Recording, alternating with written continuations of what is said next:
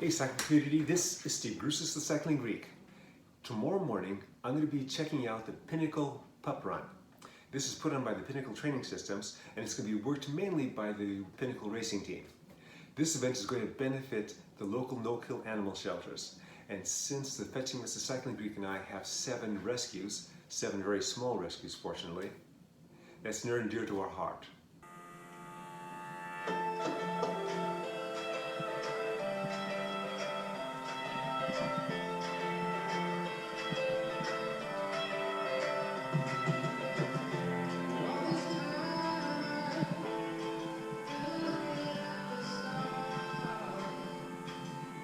After the event, I'm going to be interviewing one of the women of the racing team.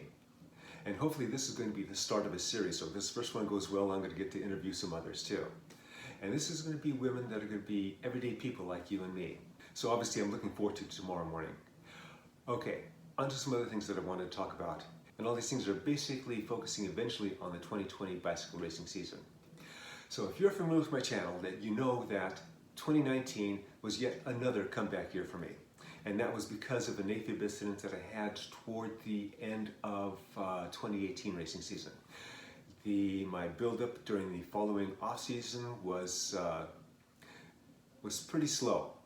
And so I wasn't quite race ready when the racing season started for 2019, but eventually I got there. I had a good plan, had good execution, and then I got to a place where I was having a lot of fun in the races. And all this was leading to the 2020 season, because in 2020 I'm going to be turning age 65 and I started thinking about Masters Nationals. And as you know, if you're a Masters racer and you turn to another 5-year age group, then you're going to go to Nationals. Now all of a sudden I had the bike crash, 6 broken ribs, broken collarbone, punctured lung.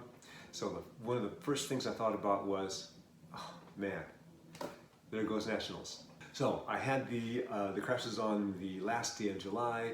I was in the hospital for a couple of days, and then I had the plate and screws put in here on August 21st. And 9 weeks later, I had the plate taken out because the screws were starting to come out. But during that time, during that 9 weeks, I started off in the trainer, and then when I could go out on the road a little bit, I started doing that. And then eventually when they really kind of allowed me to go on the road, then I would go out and I would do a lot of climbing, a lot of on the bike leg strength work, and a lot of steady efforts. And my form came up a lot better than I thought it was going to come up. So leading into the surgery to take out the plate and screws, I made sure that I was well worked during, at the end of that 9 weeks. So it's like a couple blocks with just a little bit of rest in between. That allowed me not to feel so anxiety about being off the bike. I haven't been really off the bike consistently, but I've been on the trainer, doing smaller rides, and just getting refreshed because of that. So one of the things that happened to me on my last workout, I was going up the St. Mall climb, and I was doing 20-minute intervals of low cadence strength work. And everything was fine, but when I woke up the next day, something was wrong with my hip. And it just wasn't going away. So I kind of figured with the rest it would, but it really didn't. So I started doing some massage on my leg, and it helped to a bit, but it seemed to be right in the hip, in the joint. And I'm thinking, oh man, okay, is this just another factor? Is this just another sign of me getting older and now my hips are starting to go? So after doing a little more thinking about it, I figured, okay, it's been a while since I've been to the chiropractor because of this. I know I need to get my shoulder adjusted, not to mention some other things, but maybe my hips were off too. I go to the chiropractor, don't let him touch anything here, obviously, and he wasn't going to, but I adjusted my hips, and the next day I could tell it was doing a lot better. So the massaging that I was doing along with that seemed to be taking hold, and now that hip problem pretty much went away. I still have to be careful because there's still remnant pain and you don't want to over agitate stuff. So I was pretty careful for a few days after, but man, that went away, and I'm very happy about that.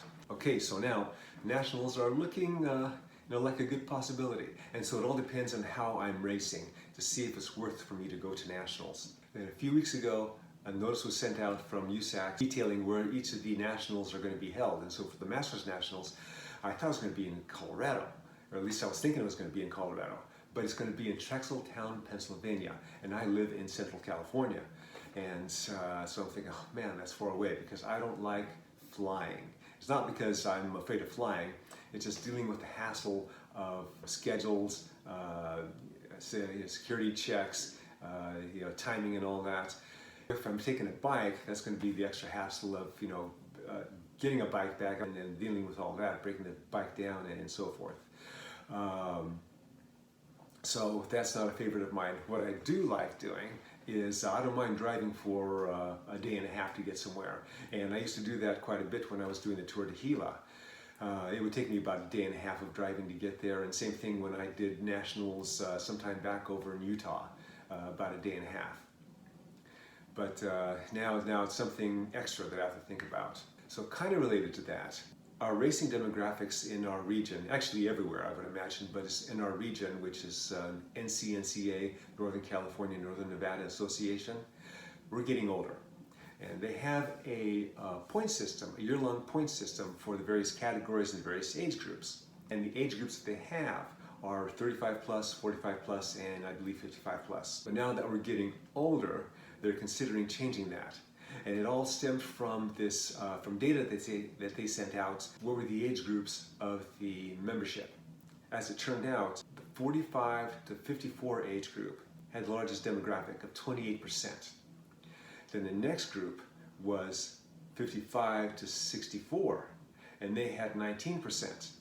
And they were closely followed by 35 to 44 and 25 to 34.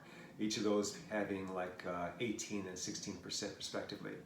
And the other age groups were real small. And so the age group that I'm going to be going into for this past season, 65 to 74, had something like 3%, so it was small.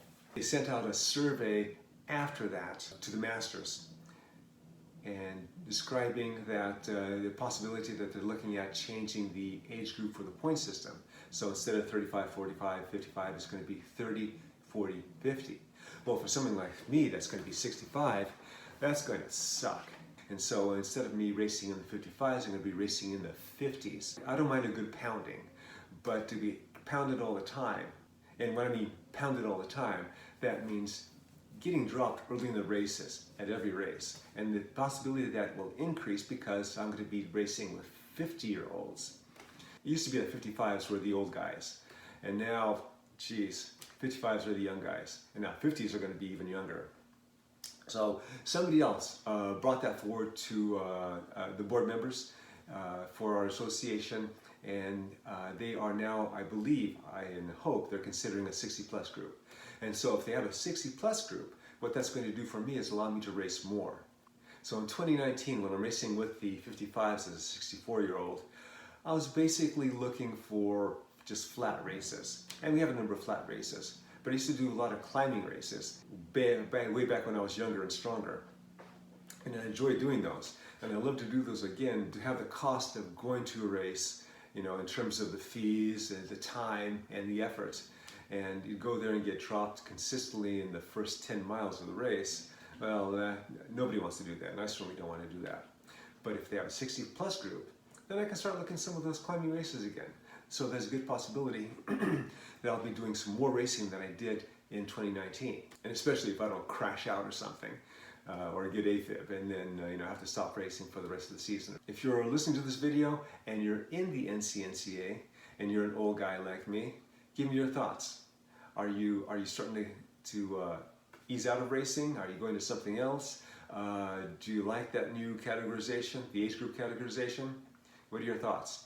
If you're an old guy racing and you're not in this association, you're in another association in the country, let me know your thoughts. What are you guys doing over there? How's that affecting your decision to go race or not? I'm again looking forward to the pup run tomorrow morning. Remember, comment, like, subscribe, and do all those. The Cycling Greek.